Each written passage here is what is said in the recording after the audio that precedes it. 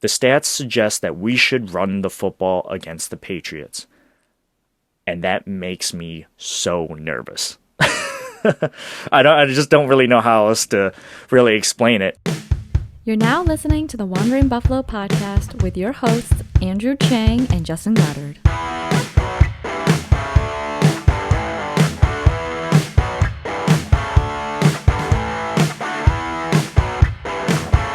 All right. Welcome into another episode of the Wandering Buffalo podcast, a show here on the Built-in Buffalo Network.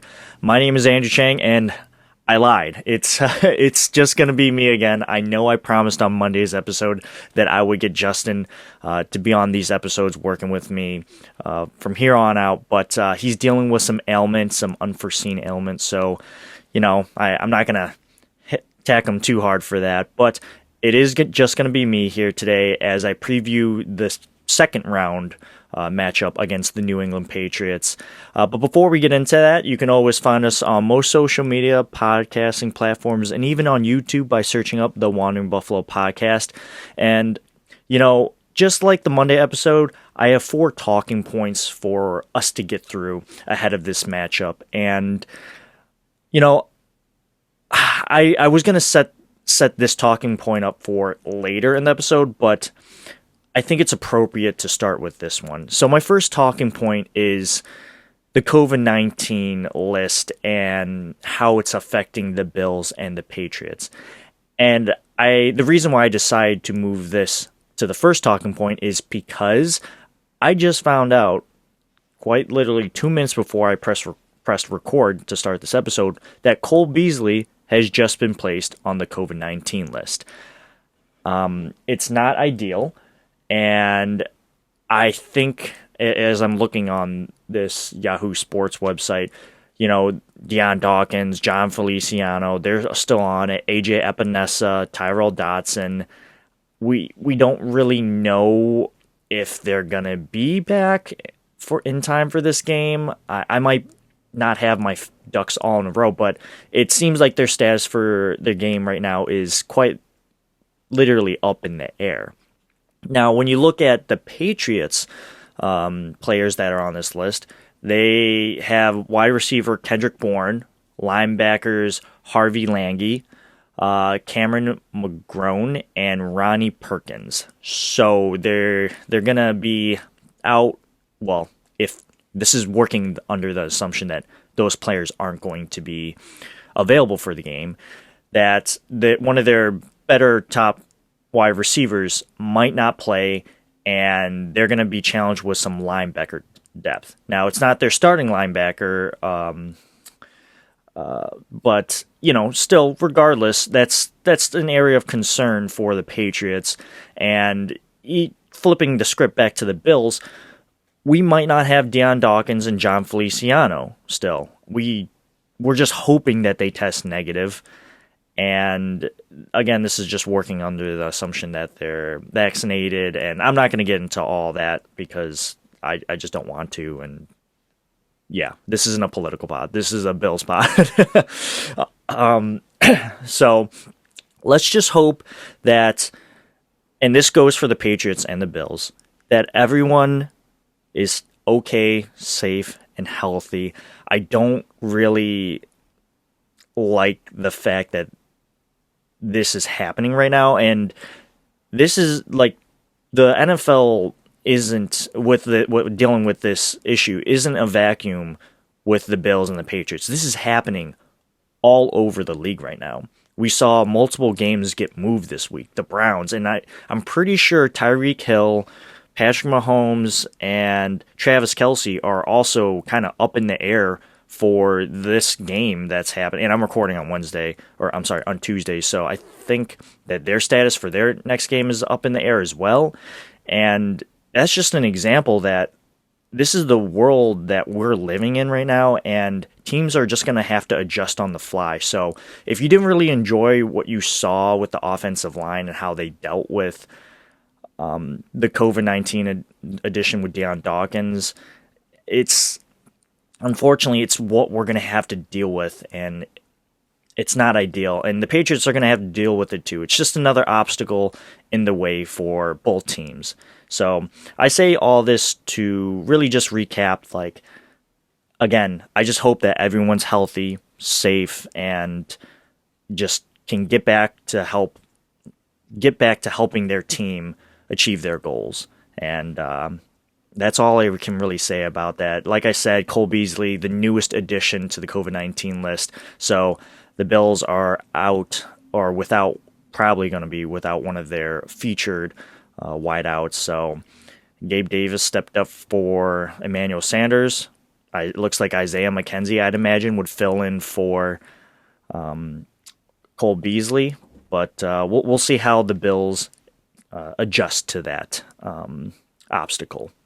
Okay, moving to my second talking point, and I'm sorry if I rant a little long there about the COVID-19 thing. It's just it just kind of happened, and I feel like we just needed to talk about it. So, anyways, moving on to the second talking point, and this is just overarching stats.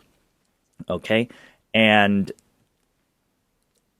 what if I told you that like right now, when I was looking up just the total team stats for this team, what would I tell you? Like, what would you think if I told you that the Bills right now have the 13th rushing offense?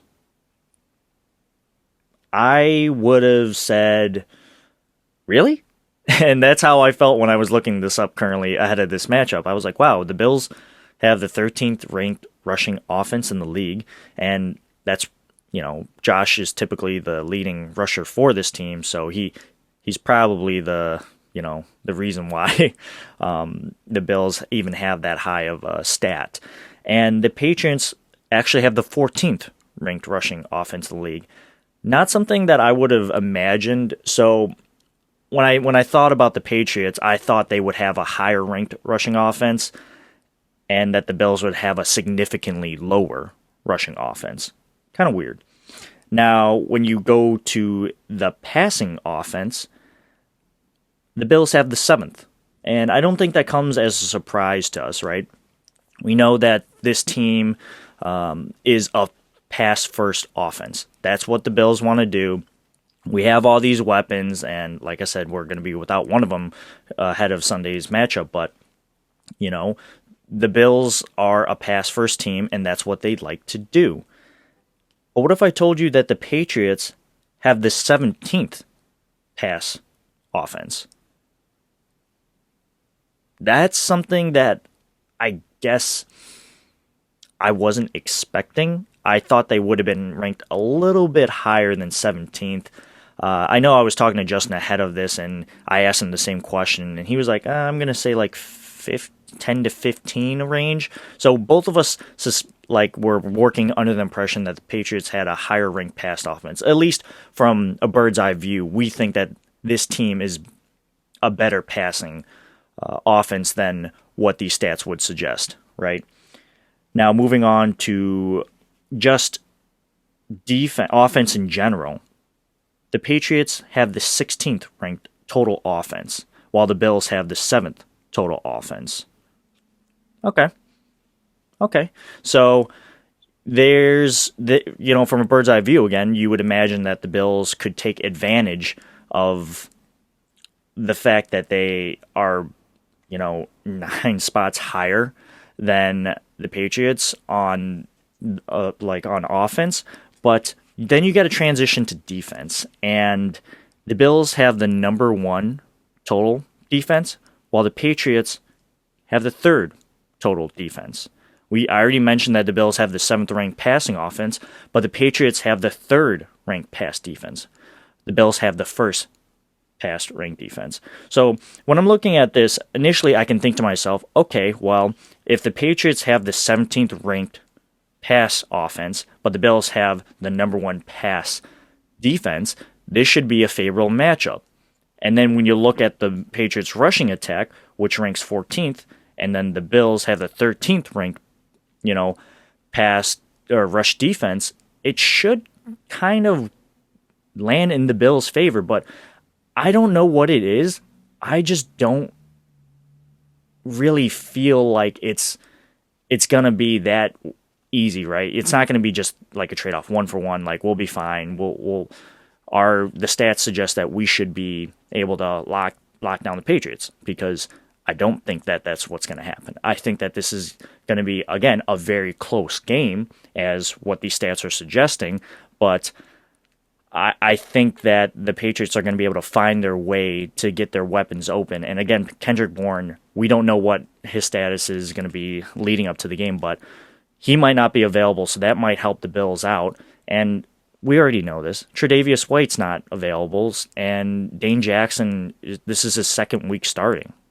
So we don't know what the Patriots are going to scheme against him and Levi Wallace, so those numbers could fluctuate, you know? And then the last stat I really want to talk about is the rushing defense. The Bills have the 16th rushing defense. The Patriots have the 24th rushing defense, according to ESPN. And I don't know if I lied to you earlier, but the Patriots have the 14th rush offense, and the Bills have the 13th rush offense.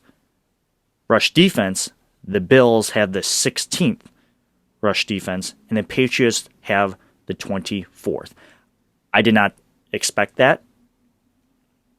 I think that number is very deceptive. I think the Patriots are probably a lot better at stopping the run than we think. And, if I'm Brian Dable, who likes to take advantage of, a team's weakness, I'm looking at these stats and I'm going like, okay, well, if the Patriots aren't good at stopping the run defense, I'm going to run the ball at them.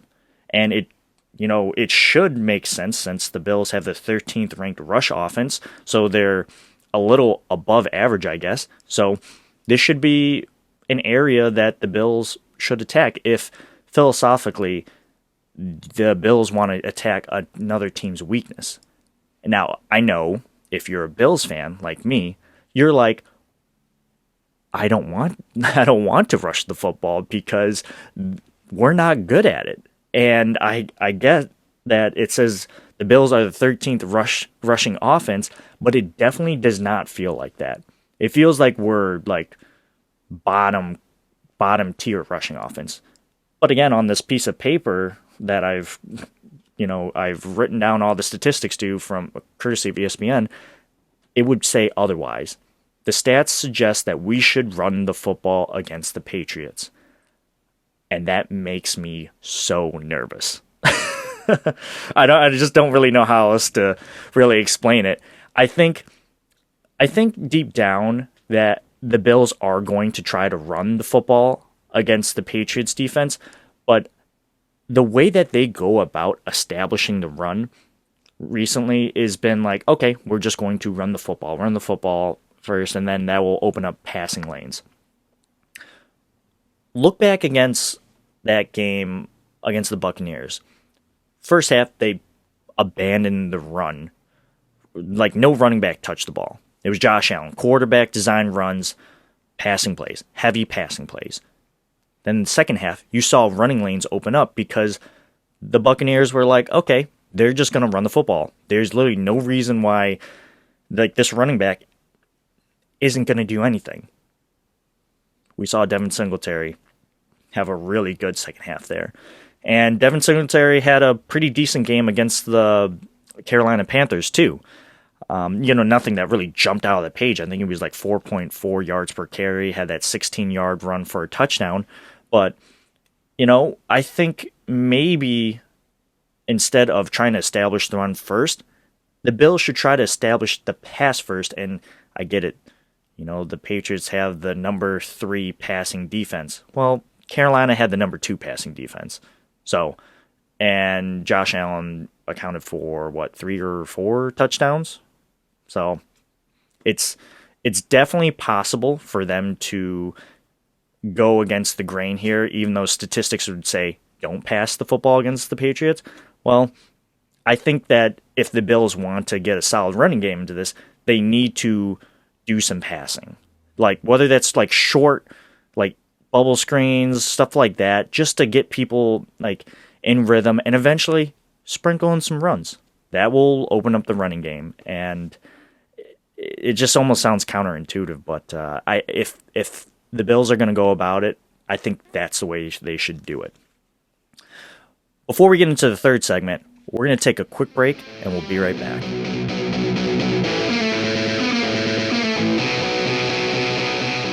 Welcome back, everyone. We're going to wrap up this episode by talking about the third and fourth segment here ahead of the Bills-Patriots matchup, and that's got to be we're going to start this second half with talking about the difference between last matchup and this matchup. Okay? Right off the bat, weather. So I was at that Monday night game. Winds were like 50, 60. There were snow flurries, and like I mentioned on a previous pod, that the wind quite literally put me in my chair. That's not going to happen in Foxborough. So the game's at Sunday, 1 o'clock, and the weather should be 40 degrees, so that's kind of nice. Temperature, like I said, 40 degrees. There's I think 20 to 40% chance of participation. Precipitation. So might get some snow flurries, might get a little wet, and then there's 9-mile-per-hour winds. So much more of a favorable matchup for the Bills and their pass-first style offense. And I guess that puts me into my second difference from last game to this game, is that Mac Jones might actually throw the ball more than 3 times. Okay? So that's another thing that the Bills are going to have to account for. You know, one thing I've noticed about the Patriots offense, and again, I'm not a Patriots connoisseur. I don't follow the team that much. Keep your friends close, but your enemy closer. That's probably the best way to describe how I follow the Patriots. Like, yes, I follow my team I follow the Bills very, very closely. And then on like a third degree, not even a second degree, third degree, I'll follow the Patriots and see what's going on with them. Because the best way to get to the playoffs is win your division. And we have a matchup here that could very well dictate who takes home that division title. But, Mac Jones and that offense, I feel like it's a lot of timing-based throws, rhythm, and I've yet to see how that looks against this Bills defense. And Sean McDermott and Leslie Frazier have had success this year against, rookie quarterbacks and backup quarterbacks. And I understand that Mac Jones is actually performing very well. He's definitely by far right now the best performing rookie out of this most recent draft class. But we knew that was going to happen, right? We all knew that Mac Jones had the highest floor out of all the quarterbacks. And now we don't know how high his ceiling could get. That's hard to say. Versus like someone with like Trevor Lawrence, and unfortunately he went to the Jags, which is a huge disaster. Whatever's going on in Jacksonville with Urban Meyer getting canned and all that other stuff. But the support system that I think Mac Jones walked into, it was significantly better than everyone else, all the other rookie quarterbacks, or at least the ones that are playing right now. So I think Mac Jones has made the most of his opportunities, and he's someone we're going to have to account for in this matchup. So I'm curious to see what Leslie Frazier and Sean McDermott dial up to stop him and this timing-based offense. And then number 3, the difference here is that, Dane Jackson, I love the guy. I love his fire. But Bill Belichick is probably going to give him some looks, because I can imagine him saying like, well, this guy is a unproven rookie, or not unproven cornerback. He doesn't really have a lot of time on task. So let's go after him, see if he can live up to the task. And I think that's a great idea if you're a Patriots fan. right? Go after the unproven cornerback, run the football because the Bills, you did it successfully against the Bills the first matchup, and they knew that you were running the football but couldn't do anything about it. So go back to the well, run the football and go after the cornerback. So, and I'm not saying that I want the Patriots to do that, but I'm just, brainstorming on what I think they are going to do. And I could be wrong, but self-evaluating my team, I think that's the area of weaknesses. Run the football and go after Dane Jackson. But this time around, I don't know if Star Lotulelei was starting for, I think he was against the Patriots, but we got to talk about Harrison Phillips and the fact that he's been coming on kind of strong recently. He started against the Panthers and he played pretty well, and Star Lotulelei was on the bench. They rotate him in, of course, because that's what the Bills like to do with their defensive line. But I don't. That might be an important factor into whether or not the Bills' rush defense plays better this time around. Okay, and then moving on to the last talking point, perhaps the most important talking point, big picture wise, is playoff implications. Right now, the Buffalo Bills have a 74% chance of making it to the playoffs. If we win against the Patriots in Foxborough, 1 o'clock, by the way, awesome time, it jumps to 95%. And then after that, the Bills play the Falcons and the Jets. If the Bills can win against the Patriots on Sunday, everything is right in front of them to take that division.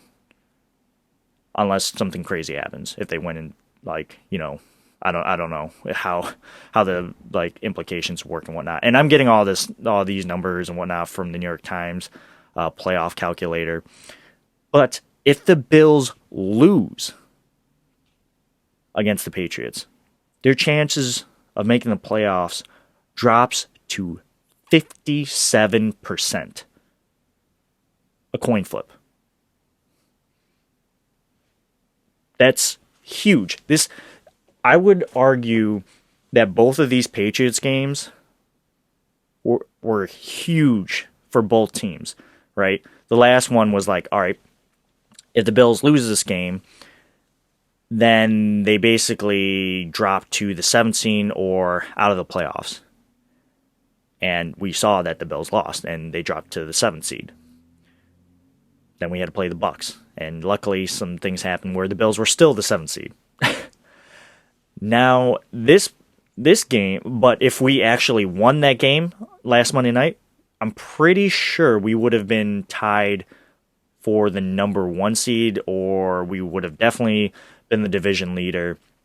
But this time around, I think this matchup is even more important. I would argue that it's more impactful than the first game because of the fact that we're talking about a drop from 74% to 57% if we lose.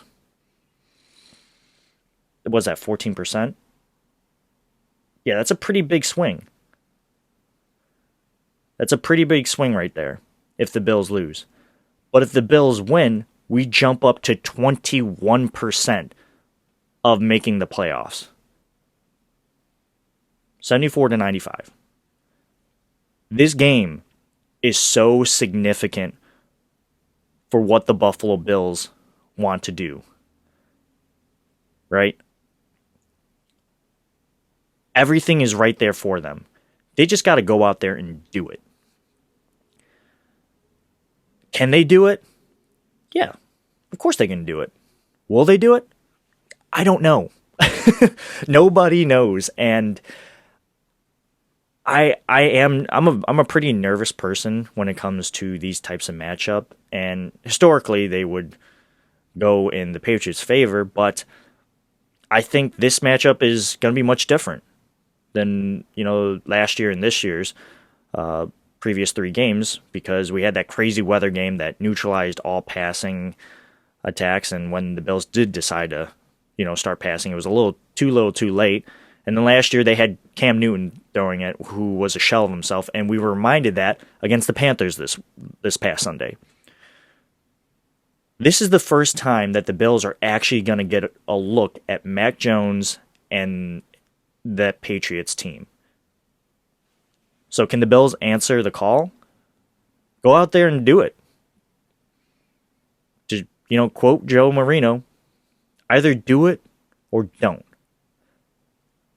You lose to the Patriots, it's not the end of the world. It's not a must-have, but it would be very nice. It would be very nice to help the Bills and their playoff implications. And I don't know. I think at the end of the day, I still think that this team has the juice. It has the makeup to go into the playoffs and make a deep push. But they just got to go out there and do it. So that's going to wrap it up for today's episode. Thanks for listening. Make sure to subscribe, review, and like our podcast.